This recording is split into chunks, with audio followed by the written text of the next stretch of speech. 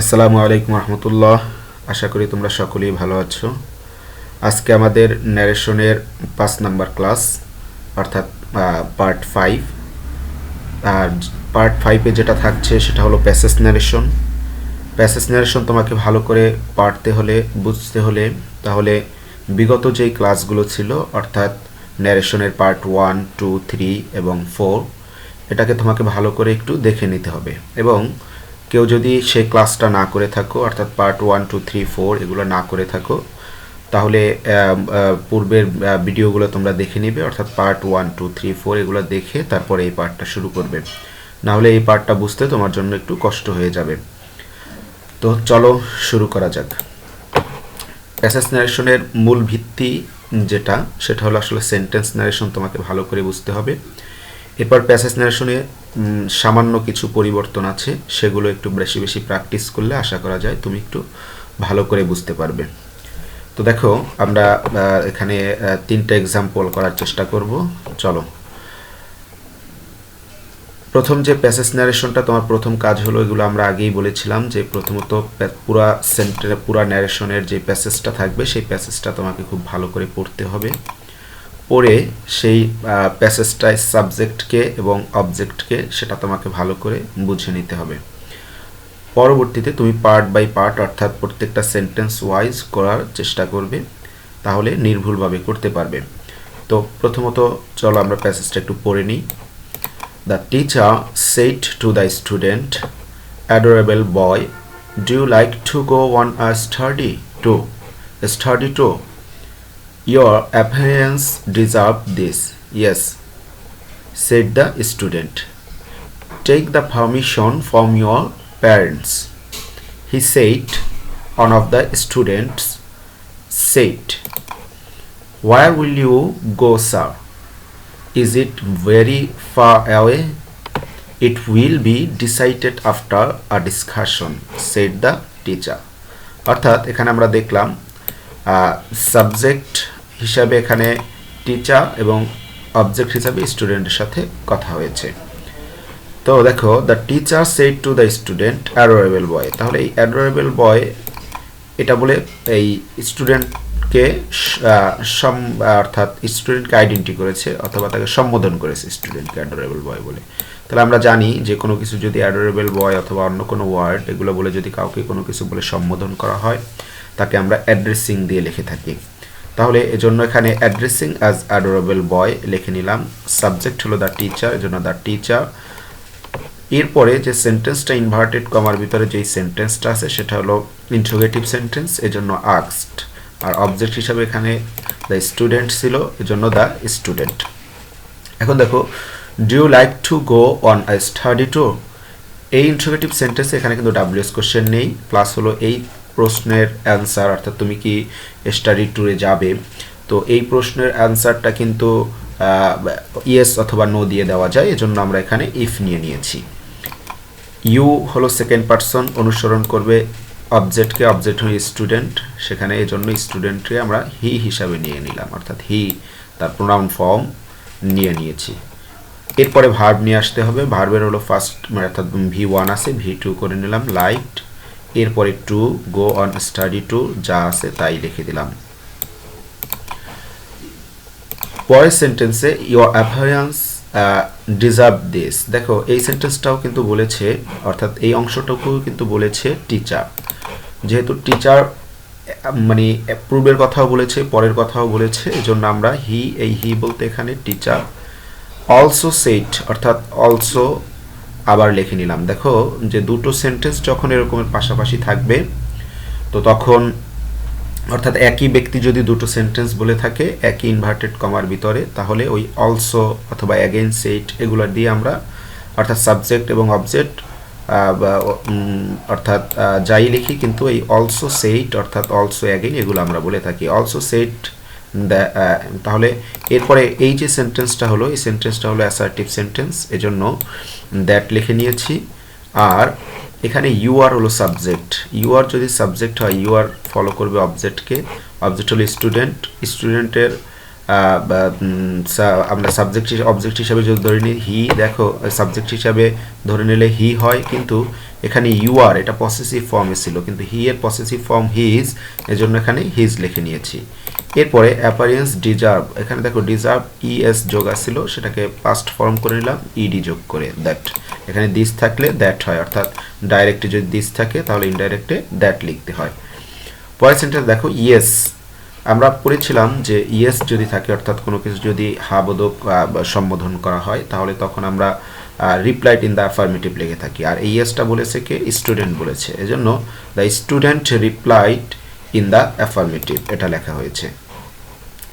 এরপরে দেখো আবার বলা হয়েছে take the permission from your parents, he said, এই হি সেড বলতে কি বলেছে, টিচার বলেছে, অর্থাৎ তোমার মা বাবার থেকে তুমি অনুমতি নাও, এজন্য দেন দ্য টিচার, এখানে দেন এই ওয়ার্ডটা নিয়ে আসছে আসলে সৌন্দর্য বর্ধনের জন্য, অর্থাৎ তারপরে সে বলেছে, এজন্য দ্য টিচার। এখন দেখো এখানে ভার্ব দিয়ে শুরু হয়েছে টেক দ্য পারমিশন, তাহলে এটা আমরা কি উপদেশ হিসাবে নিতে পারি যে দেন দ্য টিচার অ্যাডভাইসড হিম, এই হিম বলতে কাকে, স্টুডেন্ট, স্টুডেন্টকে বলেছে, যেহেতু হি এখানে অবজেক্ট হিসাবে ইউজ হয়েছে এজন্য হি এর পাস্ট অবজেক্টিভ ফর্ম হিম এটা লিখেছি। এরপরে টু বসের ইম্পারেটিভ সেন্টেন্স হওয়ার কারণে আমরা এখানে ইনভার্টেড কমা উঠে দিয়ে টু বসিয়েছি, তারপরে মূল ভার্ব থেকে শেষ পর্যন্ত বসিয়ে দিয়েছি take the permission from his. দেখো এখানে ইউ আর ছিল, ইউ আর থাকলে অবজেক্টকে অনুসরণ করবে, এটা যেহেতু অবজেক্টিভ পসেসিভ ফর্মে ছিল ইউ আর, এজন্য হি এর পসেসিভ ফর্ম হলো হিজ, এজন্য হিজ লিখেছি, হিজ লিখেছি এবং হিজ প্যারেন্টস এজন্য প্যারেন্ট লিখেছি। এরপরের দেখো ওয়ান অফ দ্য স্টুডেন্ট, আর একটা স্টুডেন্ট বলল said where will we go sir, it is very far away, যে আমরা কোথায় যাব এবং সেটা কি বেশি দূরে, তাহলে এটা আর একটা স্টুডেন্ট যেহেতু জিজ্ঞাসা করেছে এজন্য on of the students respectfully, দেখো স্যার থাকলে রেসপেক্টফুলি লিখতে হয়, আমরা আগেই শিখে আসছিলাম। রেসপেক্টফুলি যেহেতু এখানে প্রশ্ন করেছে প্রশ্নবোধক চিহ্ন, এজন্য আমরা আস্কড লিখে নিলাম। হিম, হিম বলতে এখানে টিচার, এজন্য টি দিয়ে তুমি এই আইডেন্টিটিগুলো করে দিবে। হিম টিচার, টিচারকে বলেছে। হোয়ার, এখানে হোয়ার কেন লিখবো, কারণ এই ইনভার্টেড কমার পরিবর্তে এখানে ডাব্লিউএস কোশ্চেন আছে, এজন্য যেহেতু এটা ইন্টারোগেটিভ সেন্টেন্স ডাব্লিউএস কোশ্চেন উঠিয়ে দিয়ে মানে ইনভার্টেড কমা উঠিয়ে দিয়ে আমরা হোয়ার লিখে নিয়েছি। হোয়ার উইল উই গো স্যার, দেখো উই আছে, উই হলো কোন পারসন, ফার্স্ট পারসন, তাহলে অনুসরণ করবে কাকে, সাবজেক্টকে, তাহলে এখানে সাবজেক্ট কিন্তু চেঞ্জ হয়ে গেছে, একটু খেয়াল করো, এখানে আবার সাবজেক্ট হয়ে গেছে স্টুডেন্ট এবং অবজেক্ট হয়েছে টিচার, কারণ প্রশ্নটা করেছে স্টুডেন্টের জন্য। তাহলে উই এর সাবজেক্টিভ ফর্ম কি, উই এর সাবজেক্টিভ ফর্ম, উই অনুসরণ করবে রিপোর্টিং ভার্বের সাবজেক্টকে, সাবজেক্ট এখানে স্টুডেন্টস, তাদের যেহেতু প্লুরাল নাম্বার এজন্য আমরা এখানে দে লিখতে পারি। তারপরে উইল ছিল ভার্ব, উইল থাকলে উড হয়ে যায়, গো আসছিল গো হয়ে যায়। তাহলে দেখো এই এক ইনভার্টেড কমার ভিতরে কিন্তু আরও একটা সেন্টেন্স আছে, সেটাও সে প্রশ্ন করেছে, এজন্য হি অলসো আস্কড হিম। এখানে it is very far away, এটা এই এখানে কিন্তু ইনভার্টে তোমার অর্থাৎ এই অংশে কিন্তু ডাব্লিউএস কোশ্চেন নাই এবং এটার অ্যান্সার ইয়েস অথবা নোতে দেওয়া যায়, এজন্য আমরা এখানে ইফ বসিয়ে দিয়েছি।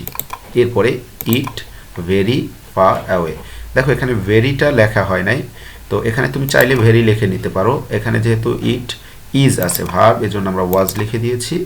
এখন ওয়াজ ভেরি ফার, তুমি চাইলে ভেরি ফার লিখতে পারো কিন্তু এটা না লিখলেও চলবে, ইট ওয়াজ ভেরি ফার অ্যাওয়ে।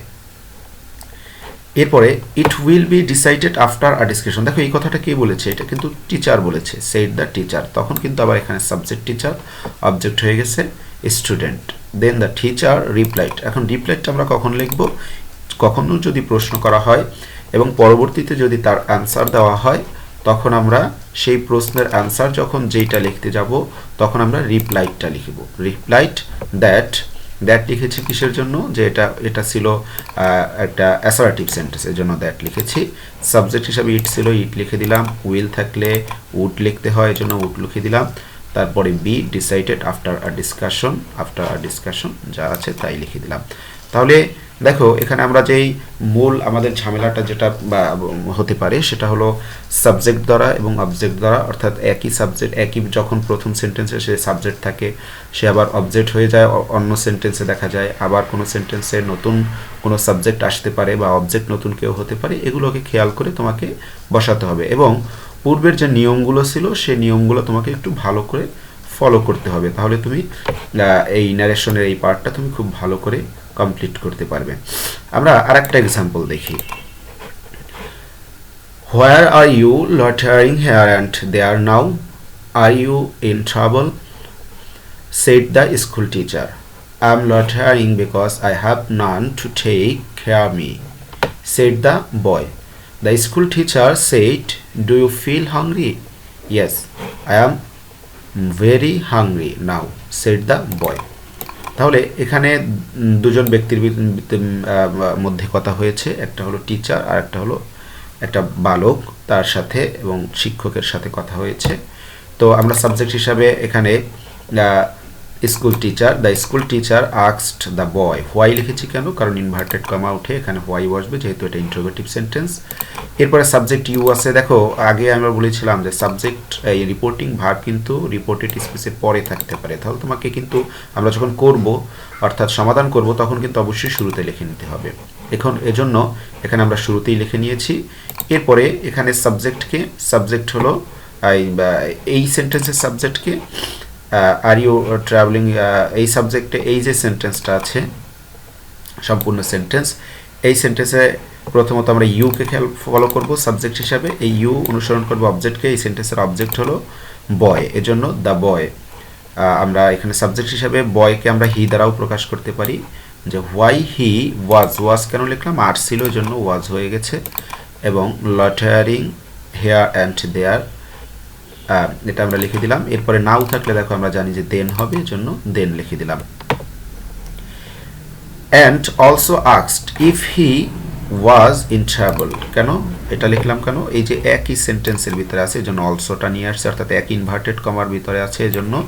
এবং সে জিজ্ঞাসা করে, এই হি বলতে বয়, ইউ আছে সেকেন্ড পারসন, অনুসরণ করবে অবজেক্টকে, এই সেন্টেন্স অবজেক্টকে বয়। এটা কিন্তু এখানে বোঝা যাচ্ছে না, কিন্তু পরবর্তী যখন আমরা সেন্টেন্স পড়বো তখন এই যে বয় সেড দ্য বয়, তখন বুঝতে পারলাম যে এখানে অবজেক্টটাকে বয়, এজন্য আমরা এখানে হি ওয়াজ ইন ট্রাবল, আর ছিল এখানে, এজন্য ওয়াজ হয়ে গেছে।